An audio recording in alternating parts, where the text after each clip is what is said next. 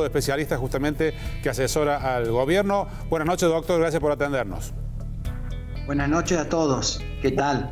Muy bien. Doctor, dijo el ministro que esta decisión, esta suerte de marcha atrás, no tiene que ver necesariamente con lo reciente, es decir, con lo que pasó particularmente en el mercado norte y los últimos casos conocidos. ¿Es así, digamos? ¿Cuál es el comportamiento del virus que ha dicho el ministro que ha hecho tomar esta determinación? Sí, definitivamente las medidas de flexibilización para saber cómo responden demoran 15 días. Esto es anterior a eso y ahí se nota un crecimiento exponencial. Entonces lo que nosotros tenemos que tener una disminución exponencial de casos para liberar las zonas o solivianar ciertas actividades y no al revés. Porque cuando empieza a crecer así exponencialmente y no se hacen todas las medidas que explicó el ministro, podemos estar en un problema sanitario serio.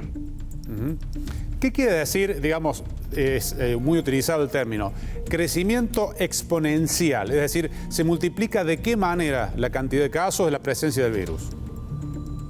Y se multiplica de una manera que, para explicar, digamos, yo no sé, no soy matemático, pero le puedo decir que en vez de sumar 1, 2, 5 casos por día, uno puede decir va 4, 8, 16, 32, 64, 128. Entonces, y eso pasa también, que lo dijo el ministro y lo tengo que recalcar, que hasta hace poco teníamos como 30 o 40 días de duplicación de casos y eso ya pasó mucho más corto ahora. Claro. Entonces, eso también es otra cosa que nos tiene que preocupar, la velocidad de duplicación de casos. Claro, ha habido, por ejemplo, ayer y hoy, en las 2 jornadas, se han informado oficialmente 20 casos en cada día. Sí, y no veníamos con esa cantidad. Por suerte son casos. También estoy de acuerdo, y por un poco de haber hablado con los expertos y los colegas todo el día, que es mejor hablar de casos que vamos a tener o podemos tener, y no como Perú, que ya están diciendo no podemos darle respirador, o mismo Chile, que más o menos empezaron la pandemia a la altura nuestra. Claro, doctor, hay mucha gente que está preguntando cuáles son los barrios, los 16 barrios que ha mencionado el ministro, y él ha explicado que evitan dar esa información para evitar justamente las reacciones que ha venido habiendo, por ejemplo, ahora con lo que ocurrió con el mercado y una familia que ha sido, está siendo como discriminada o que piden que se vaya del sector donde se encuentra. Sí, como ha pasado en Buenos Aires, la gente que más está comprometida con este virus o afectada es la gente más vulnerable. Y además de ser vulnerable por las condiciones socioeconómicas, también son vulnerables porque se las trata y se les discrimina. Cosa que en cualquier epidemia, en cualquier lado del mundo, es lo peor que se puede hacer. Entonces, estoy de acuerdo con que no se debe informar públicamente, porque si no la gente va a empezar a hacer estas cosas que es incorrecto y no ayuda en nada, sino crean pánico. Y lo que se necesita es estar calmado, tranquilo y ayudando a la gente sanitaria. Doctor, dijo el ministro, habló de un porcentaje de 25% de camas destinadas al COVID que están ocupadas. ¿Esto significa solamente el área de los hospitales que estaba destinada a esta enfermedad o la capacidad total de los hospitales o el área de terapia intensiva? Ese porcentaje que acaba de mencionar en el cierre de la conferencia de prensa. No, yo el detalle de ese porcentaje no lo tengo, pero sí le puedo decir que estamos bien en capacidad. Hay buena cantidad de casos para la parte COVID y también para la parte no COVID, que es muy importante seguirla teniendo en cuenta. Creo que estoy de acuerdo de nuevo. Es una discusión muy filosófica, hay un montón de ejemplos de un bando y del otro en el mundo, pero creo que con las condiciones socioeconómicas argentinas, llevar la epidemia o la pandemia al máximo de capacidad de salud sería muy, muy complejo, por no decir una tragedia. ¿Cuánto es el total? No sé si tiene el número usted, doctor. El total de camas que están habilitadas para afrontar al COVID, por ejemplo, en Córdoba capital o el Gran Córdoba. ¿Tiene más o menos idea? No, no lo tengo el número, perdone. No quiero meter la pata. No, está muy bien. Doctor, lo que ha visto usted, sobre todo este fin de semana, habrán observado el comportamiento de la gente cuando se permitió las salidas y demás, y la semana anterior con algunas flexibilizaciones de actividades comerciales y muchas otras profesionales. ¿Les dio la impresión que se había portado mal la gente, que se había excedido con lo esperado? Me parece que sí, me parece que esa es una de las preocupaciones, no es en todos lados, no es parejito para todo el mundo y por ahí uno castiga a la gente que lo hace bien, pero la verdad que esa fue la impresión, que hubo un descontrol y eso sumado a que empezaron a aumentar los casos más rápidamente antes de ver la influencia de esta flexibilización, podíamos estar en problemas muy rápidamente. Entonces creo yo que este periodo corto de cuarentena que ya está ya hay mandato nacional hasta el 24, es decir, que no estamos saliendo de la regla, va a decidir para qué situación vamos en las próximas semanas.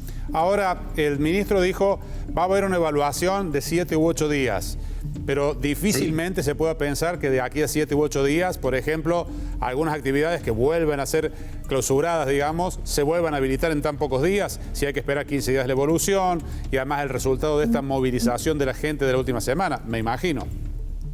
Bueno, ellos están haciendo, el Ministerio y el COE y Epidemiología están haciendo testeos rápidos y testeos con PCR.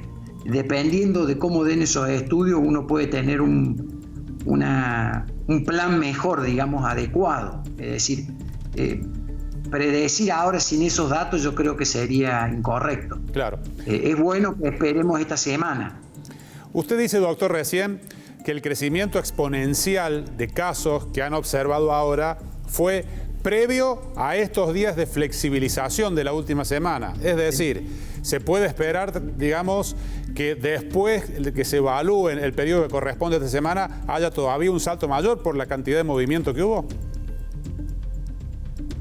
Se podría esperar, exactamente, se podría esperar eso. Ojalá que no, ojalá que el inicio rápidamente del control y un poco lo que en muchos lugares se hace de decir restricción, suspender, un poco ese juego tenga efecto y no sea peor de lo que estamos.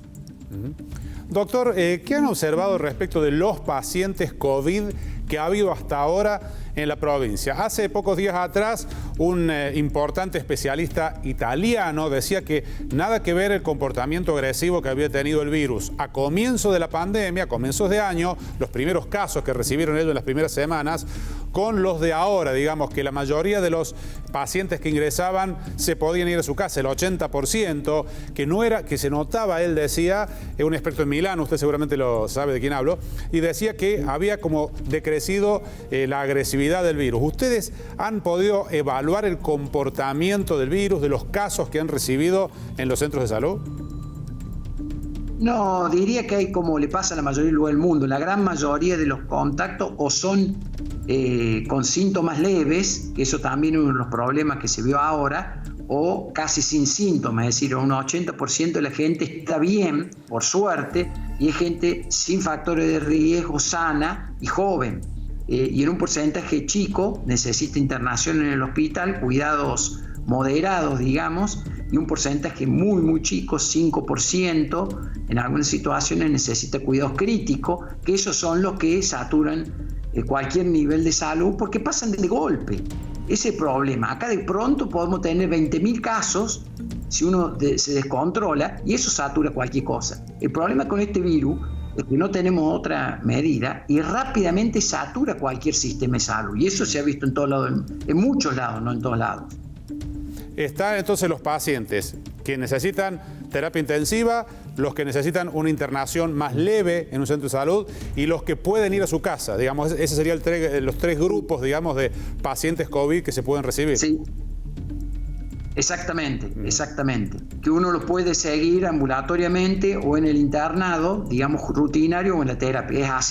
Es así como lo ve. Y por suerte la gran mayoría está en su casa en aislamiento domiciliario. Doctor, cuando usted manda a un paciente a aislamiento domiciliario, ¿es con medicación? ¿Cómo es la evolución de la persona con COVID en su casa? ¿Cómo se hace el seguimiento y el tratamiento fundamentalmente? Sí, la mayoría de la gente se va con tratamiento de síntomas. Tiene tos, tiene dolor, porque todavía no tenemos probado una droga que sea eficaz. Entonces la mayoría de la gente que se va a la casa se va sin una droga apropiada que no existe para este virus. Algunos pacientes que están hospitalizados se pueden hacer algunas medicaciones en forma, digamos, compasiva, como se dice, si la persona está de acuerdo. ¿Qué quiere decir compasiva? Que son medicaciones que se usan para, por ejemplo, HIV y que en algunos lugares se está viendo que podría ayudar, pero ambulatoriamente son síntomas, digamos, sintomáticos el tratamiento. Y en la casa, a los que van a la casa, ¿les da un ibuprofeno, un paracetamol, algo o nada hasta que pasen los síntomas?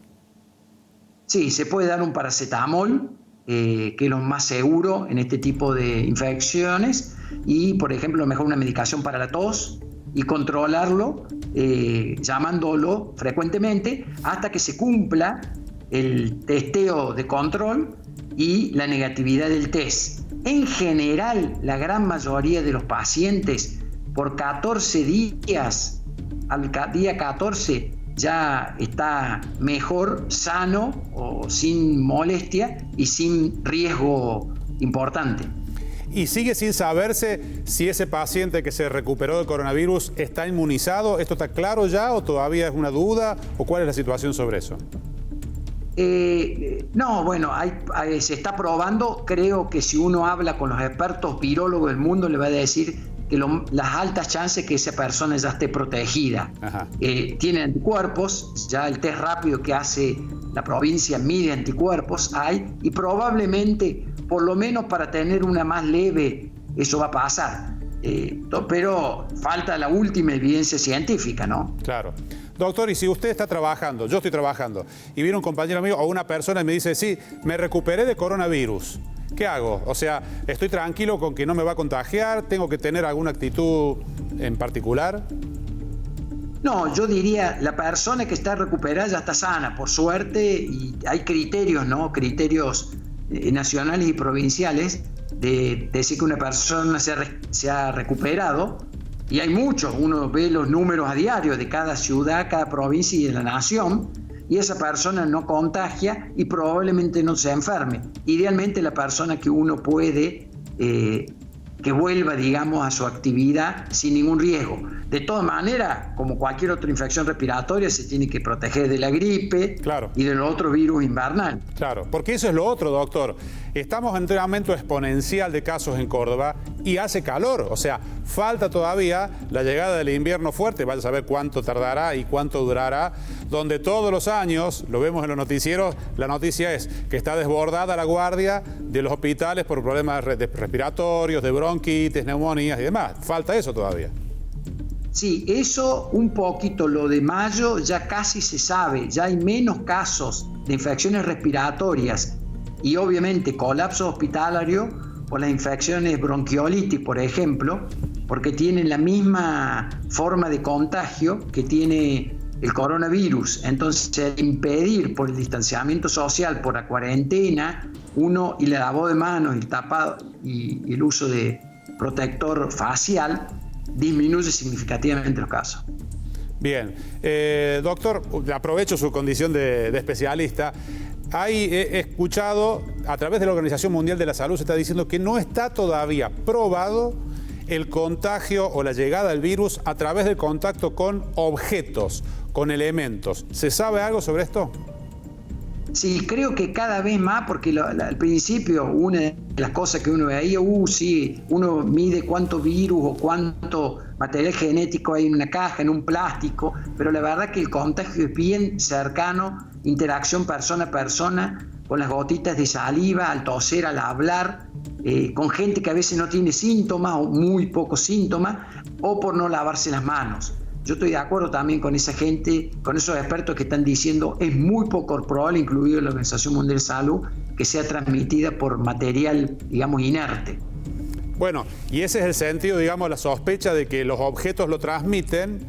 Es el argumento con el cual estamos trabajando tanto con el tema de higienizar con lavandina, limpiar las superficies, los picaportes, etcétera. Es decir, si esto fuera así, se comprobara, no haría falta, si se comprueba, tanto rigor en el contacto con los objetos. Sí, yo diría que como hacemos en los hospitales, los lugares de alto toque, que son los picaportes, los botones de la luz, deberían desinfectarse, pero las cajas que uno hace un pedido a domicilio, las bolsas de plástico, eso probablemente sea menos riesgoso. Deberíamos todavía protegernos porque no se sabe si es cierta, claro. Pero yo estoy de acuerdo con la Organización Mundial de Salud. Es mucho menos probable. Así es. Se lo estoy preguntando porque usted es especialista, pero digámosle a la gente que hay que mantener todas estas medidas, ¿no? Es decir, mantener la limpieza de las cosas como venimos haciendo cuando venimos del supermercado y todo, hasta que haya una seguridad 100%, que todavía no la hay, ¿verdad? Exactamente, exactamente. Doctor, lo he paseado por varias preguntas, pero le agradezco muchísimo su disposición. Es muy importante para la gente tener claro todo esto. Es un gusto poder ayudar en algo.